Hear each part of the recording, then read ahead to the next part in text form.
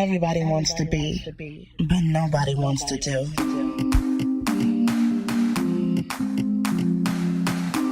Girl, it's time to be real, raw, and relentless. Everybody wants to be, but nobody wants to do.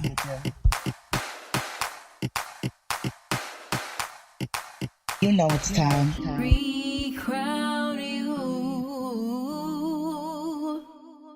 It's your girl, Truly Inspired Martin, and I'm so excited to announce that we are now accepting new sponsors to be featured on the podcast. What does that mean for you? If you have a brand, product, or service that you would like to get in front of your clients, this is how you can do it. Go to recrownyoupodcast@gmail.com. Send us an email. We are doing a special for only $10. You can get a 30-second to 1-minute slot.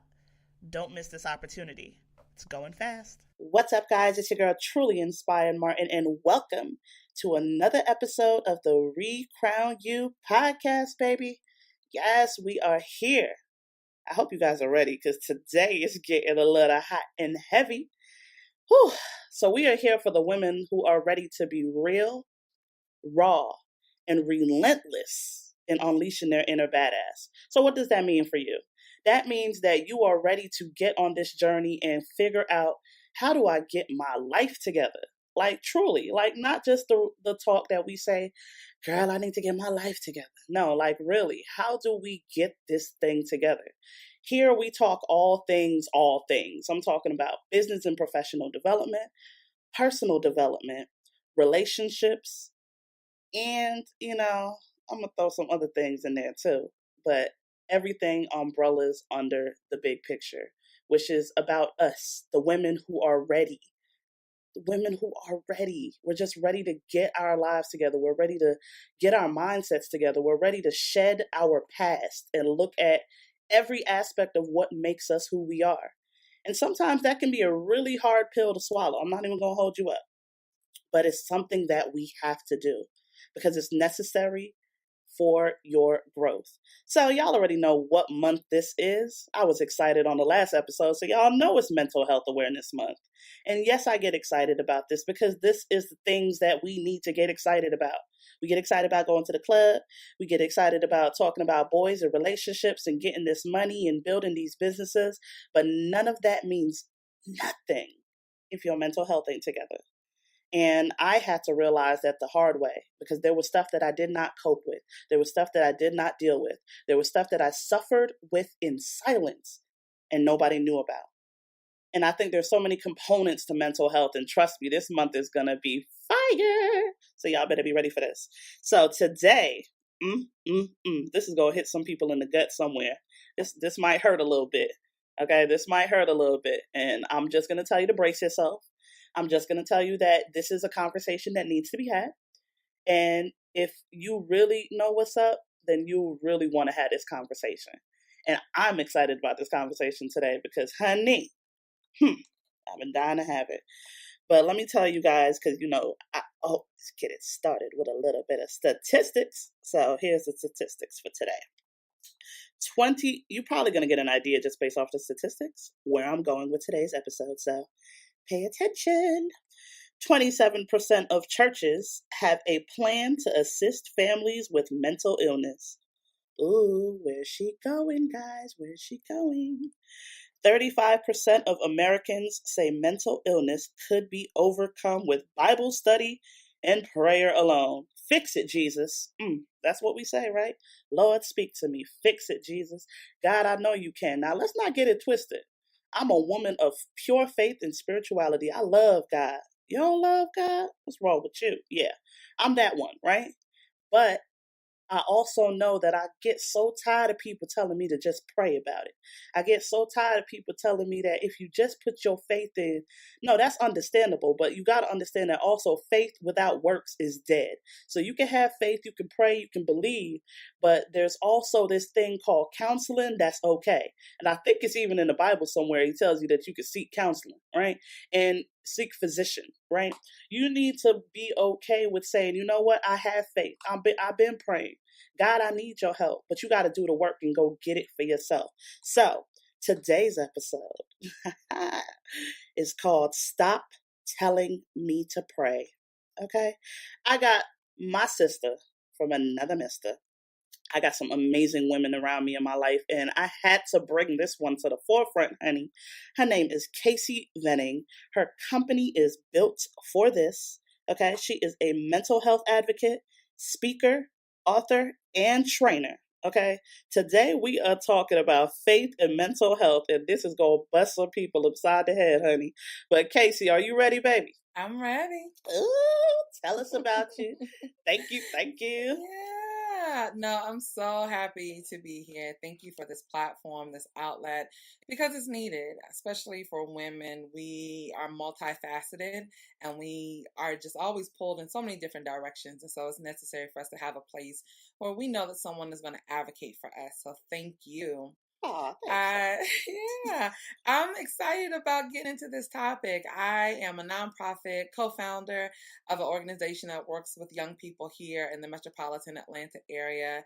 But beyond the work that I do with help and empower youth, I also created this platform built for this because I have a very personal connection to mental health, and I did not want to separate it from the faith that I walk in daily. I am a licensed and ordained minister. And so for me to help people bridge between the two was very, very critical as I learned how to bridge between the two as I walk through my own personal journey. And so I speak, I've written some books, and maybe we'll talk about that a little later, but I also train. I love being able to help people unlock wisdom for themselves by facilitating seminars and workshops and conferences, and just really there to help folks understand that what they need, they already have inside of them. Sometimes someone else just needs to come and just tap on the window of our soul for us to realize what's already there. Minister Venning. Minister Venning, yes. So since you made that transition into that topic right there, let's go ahead and slide in there, right? So why faith and mental health, right? Like what brought you there? Yeah. I think because so many of us, especially in our culture, and I tell people all the time that I unashamedly love Black folks, and it doesn't diminish the respect and love that I have for other folks, but I want to see us win. And when I think about so many of us who are walking around broken and disheveled and despondent, I realize that a lot of us have had some touch, some roots in church. And doesn't mean that every Black person is a Christian or every part of our community has some level of deep faith or spirituality, whatever it is. Right. But most of us have a grandmama, a auntie, a sister, a brother, a mama, a daddy, somebody who tells us just to seek God, to go to church, and all of our problems will be solved.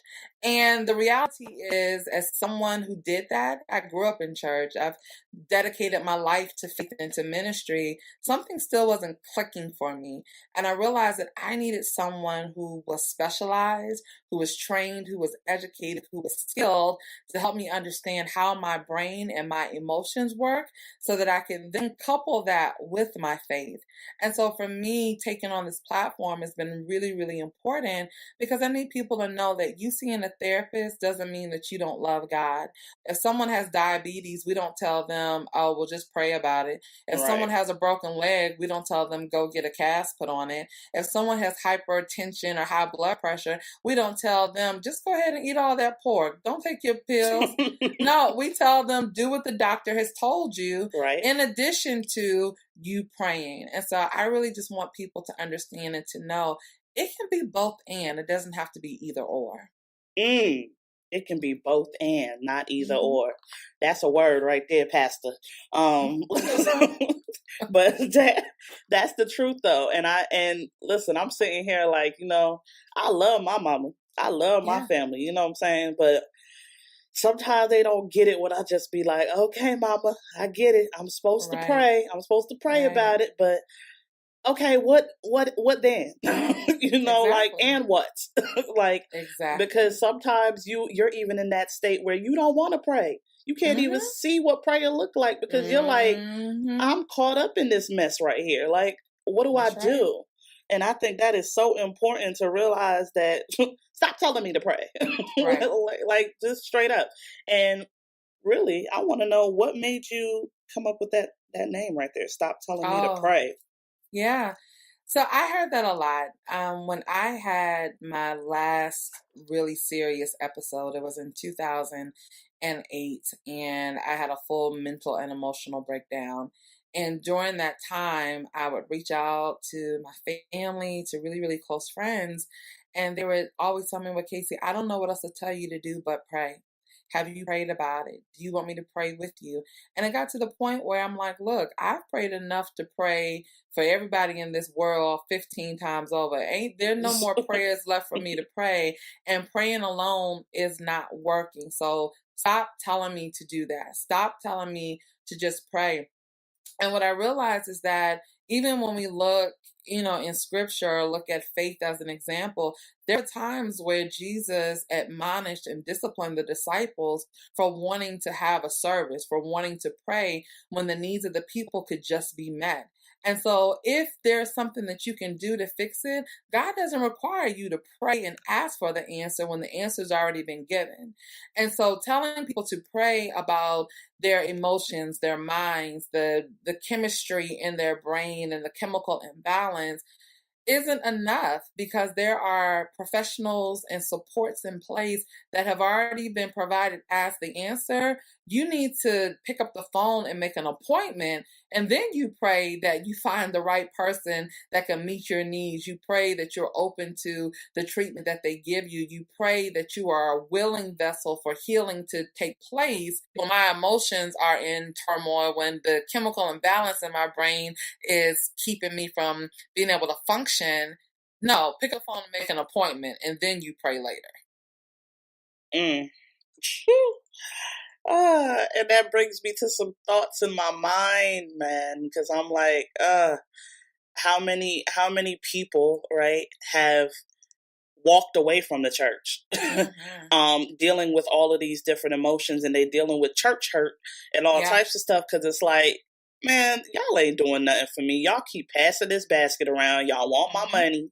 Y'all want to give me a little word that'll get me all prepped up for today, some motivation, and then tomorrow I'm back with my schizophrenia. I'm back with my depression. I'm back with my anxiety. Like, I'm back with everything that I came here with. I still feel just as heavy the next day.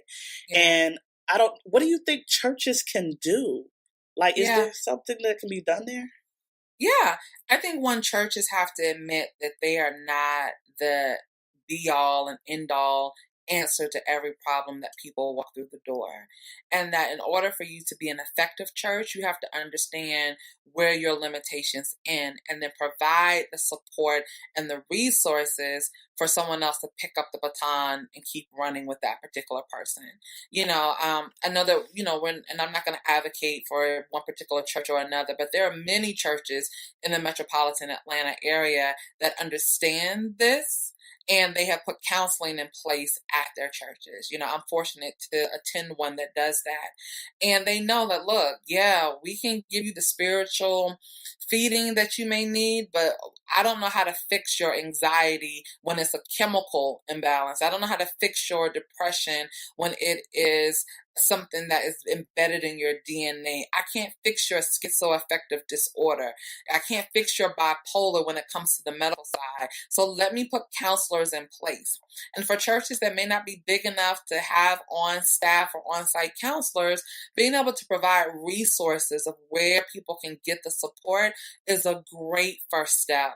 Understanding that you can partner with organizations and people who are doing the work to be able to come and provide mental health first aid training, to provide resources provided by NAMI, to find a psychologist that is in your area that says, hey, I'll donate 4 hours a month to your church.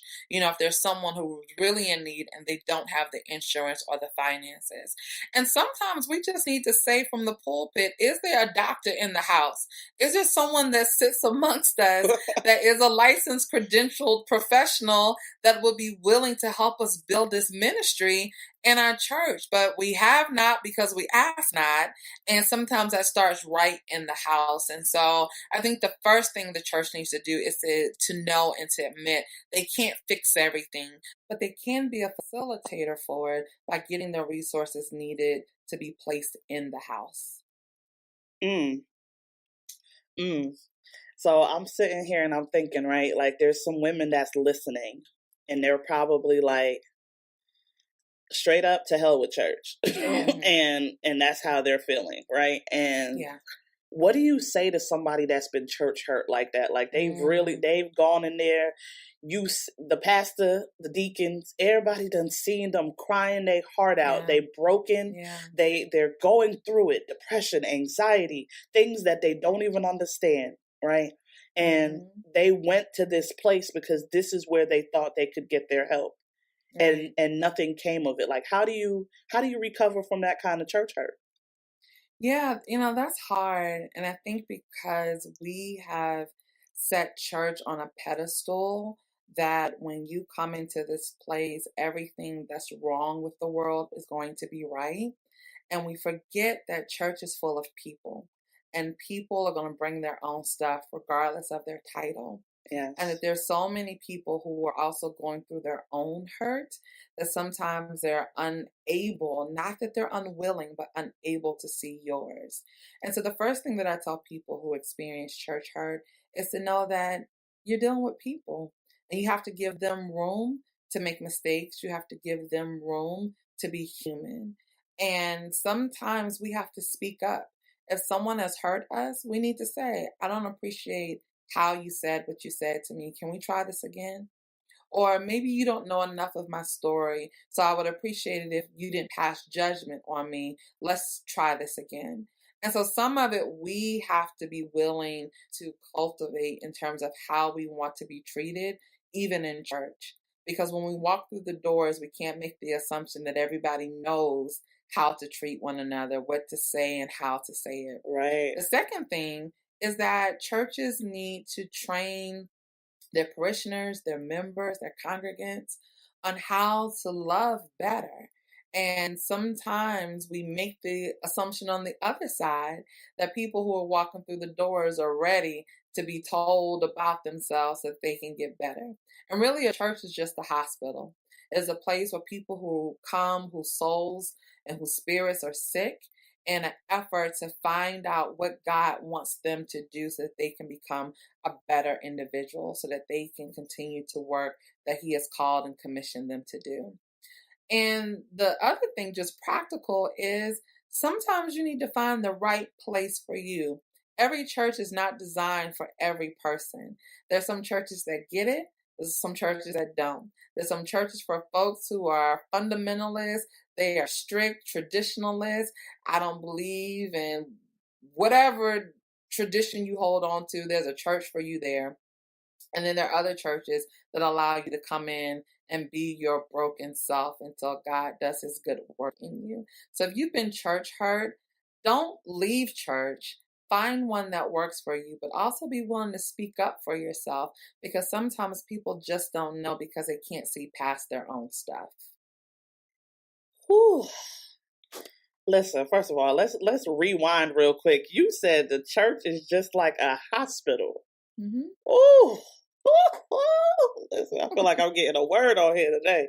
And that is the truth. That is the truth. And it's crazy because I'm thinking like, I grew up in the church, right? Like literally, like I was an usher. I taught the Sunday school for the kids. I sang in the choir. I sang solos. I did this. I did that. Honey, I was churchy, okay? And that's how, my entire family was brought up like that. And I'm sitting here thinking like, now that I've grown up, like I still go to church every now and then, right? But I find myself more so wanting to go to church when I'm feeling like complete crap. Like when I'm just at my broken moment. And that sucks, because if that's the only time where I feel like I need, and it's not like, and I think people confuse that. That doesn't mean that's the only time I felt like I needed God. Exactly. That's not it, because I talk to him every day. We got a real cool conversation, right? But it's like when I feel like I'm broken, busted, and disgusted, that is when I'm like, take me to the king. Okay. Put me on the altar. Let's talk about this. And that's that feeling that we get. Like, this is where I come when I'm broken, when I need something, when I need you to pour into me and give me motivation. But can I come here when I'm broken to the point of my mind ain't right? Yeah. You know? Yeah. Ooh, that's a word today. Praise God. But I'm so thankful for you for having this conversation, for being open, for being free with it, because I know somebody needed to hear this. I know it, because there's so many people that's hurt about church, about their mental health, about my pastor didn't do this for me. He didn't offer this for me.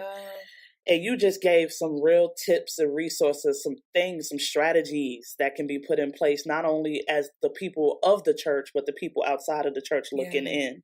And that is amazing. So because you are just that dope and that amazing, I gotta make sure that the people know how they can get in touch with you. What do you have coming up in the future? I know you are mental health first aid. You're an instructor now, right? I am. I actually got certified, so I'm excited about that too. I'm not an instructor. I'm just mental first aid certified. But yes, tell us everything that people need to know. For sure. Yes, I am super excited about being a youth mental health first aid instructor.